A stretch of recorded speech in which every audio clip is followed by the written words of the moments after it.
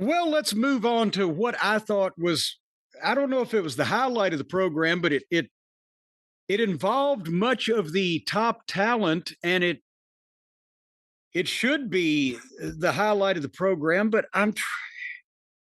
they have they have two more tournaments, don't they, going on? Eliminator matches for the World Tag Title shot, and then there's eliminators for one of the women's titles that some of the women hold.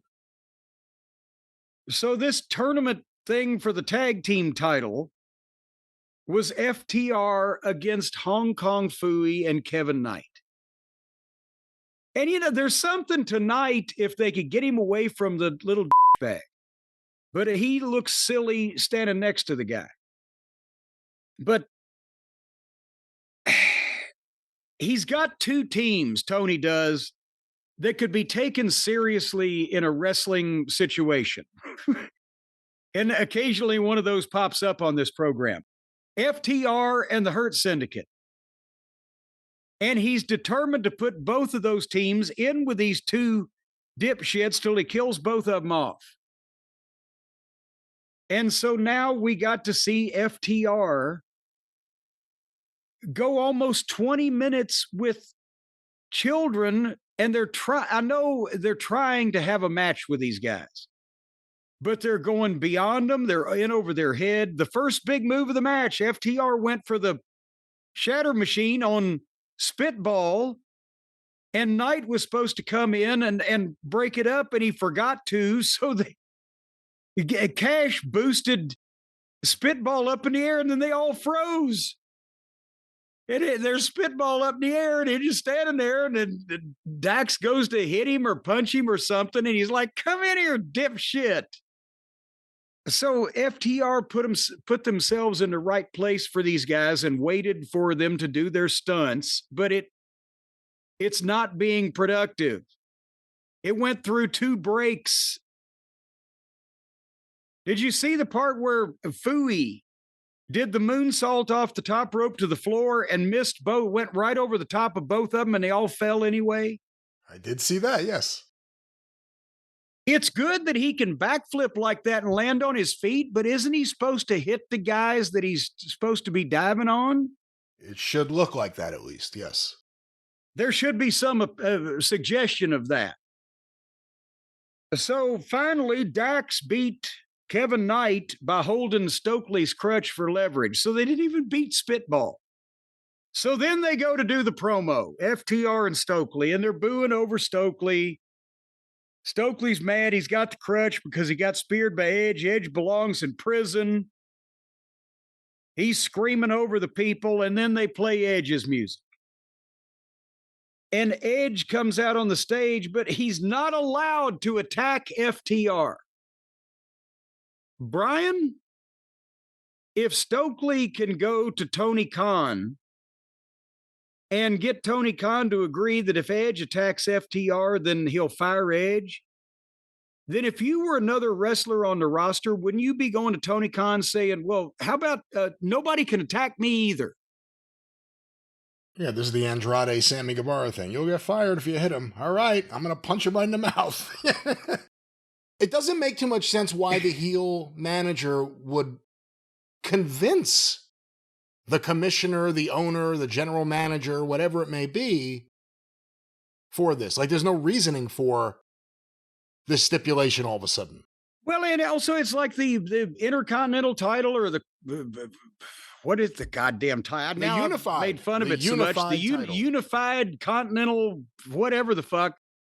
Some of the rules for one of those titles is that nobody can interfere. And as I've said before, well, if you can make it that way once, then the fans know you could make it that way anytime you want. So then that means every time that somebody interferes, it's a promoter's fault. But I digress. Edge comes out and he's not mad at these people at all. He's being very blasé about this. He said, well, I may not be able to attack you, but I made a deal with somebody to do what I can't do. And then they play the Hurt Syndicate music. So now the babyface has made a deal with other heels to fight the heels that he's not allowed to fight. This shit is gibberish. Then the Hurt Syndicate hits and fights FTR, and they got security, and they're all over the floor. And the Hurts leave FTR down. So in the ring, Edge tries to spear Stokely, but Stokely shoves the security guard in front of him, and the camera missed it anyway. They had to replay it. But Edge speared the security. Why was Edge trying to spear Stokely? Because wouldn't that count? I guess wouldn't that be the main goddamn thing? I guess he can't hit FTR, but he could beat up the manager who arranged for that arrangement. Like he did last week. That's right. Stokely forgot to include himself. You know, when the... I'm just sorry. Go ahead. I was just going to say, at this point, we're 40 minutes into the show, and then they're going to come back and do another thing, but go ahead. No, this segment had been going on for seemingly 40 minutes. If you go to the beginning of the tag team match, when the Hurt Syndicate came out, my first thought was, oh, I guess I was wrong. They're baby faces. Yeah. Like, okay, I guess that's what it is. I mean, the other way is that they're not heels. They're not faces. They're, in a sense, bounty hunters. You hire them, whether you're a heel or a baby face, and they'll beat up whoever you want beaten up. And they left the heels laying. So, but is that a standard babyface move for Edge to say, well, I'll just pay these other heels to fucking... Well, he's getting a lot of money. No, I mean, it was a whole interesting series of events. I have to say, it was my favorite thing on the episode, because I was intrigued by just the way everything was transpiring. It's now multiple times this has happened where a match or a promo doesn't end. It just kind of goes into the next thing. And before you know it, you're like, oh, there's all new people out here. What's happening? Yeah, you've lost your thread to the start of the thing. Well, wait a minute. Nobody was out here when this whole thing began. Why are they even having this Eliminator tournament if they could just get a match with them right now? What do you need the tournament for? Okay, FTR won the match. Just give them the match. They have to go beat another team to get to the match?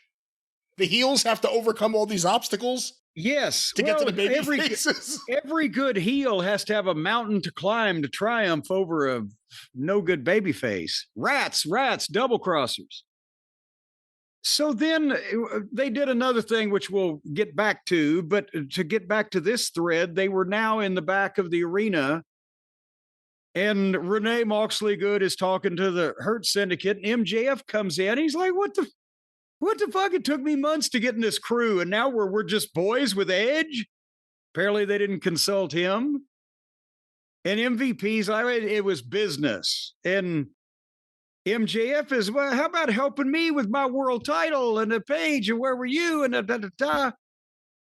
And Lashley grabs MJF and slams him up against the locker and says, I want you out of the Hurt Syndicate.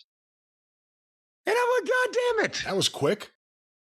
Exactly. Now, the only good thing they had going on the TV for weeks was MJF trying to get in this thing. And now we got this big super group. It's the cream of AEW heels, no pun intended, super group. And we'll see what goes on with this, and they're trying to help each other, and then eventually there'll be ill feelings.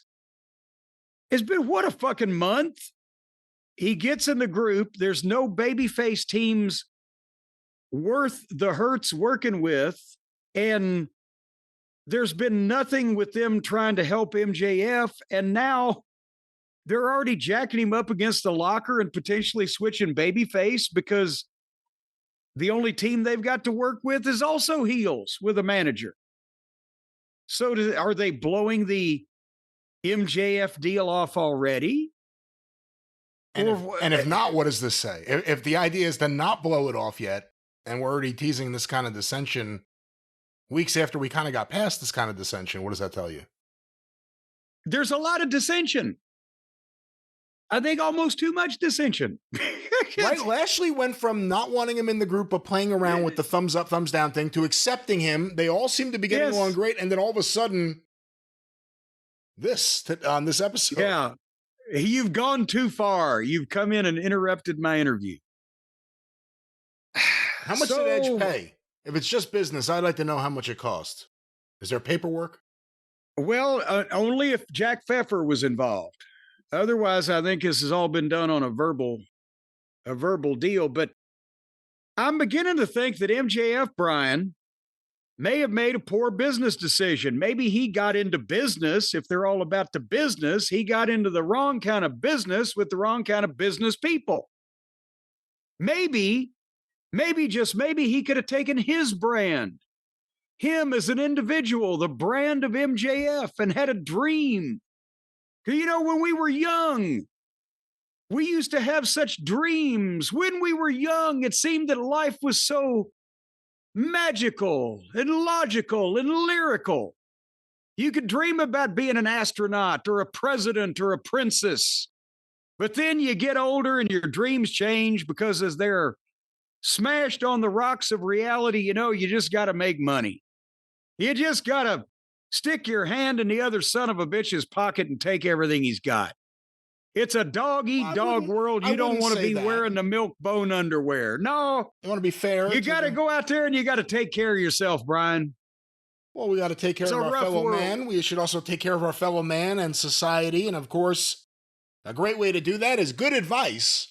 And maybe that's where you were going. Good advice for MJF or any of our friends out there. At Shopify, our friends at Shopify can take your dreams and turn them into reality. And most time, by the time people get to be of adult age where they need to make money and pay the bills, they're dreaming about screwing the other guy over, taking his money and walking off with it. Well, Shopify is going to help you do that, folks, because they're the commerce platform behind millions of businesses around the world. 10% of all the e-commerce in the United States, right there with Shopify. They got the purple pay button, all that stuff that makes it so easy. They can fix you up with websites. They can enhance your product images. They can write descriptions. They can run social media campaigns. They've got the whole way to take the money from other people and put it in your hands. They'll stick their hand all the way deep in your pocket and deposit that money. And you'll think they've got their hands so deep in your pocket that they must feel a little crazy. Well, if they go deeper, they'll feel a little nuts. No, again, it'll be a direct deposit into your account for your business. Well, it'll be a direct deposit, all right. They'll be right in there before you know, but they'll be putting money in your pocket, and that's the way you want it to happen. Turn those dreams into that magic sound that we hear now every once in a while. When you have access, yes, that thing there that scared the shit out of me. It's a magical sound now. Yes, it's magical. And it turns dreams into reality. It signifies that you're making money. Because at cha-ching, everybody knows what that means. That's not a child running you over on a bicycle with a fucking little puppy in her basket.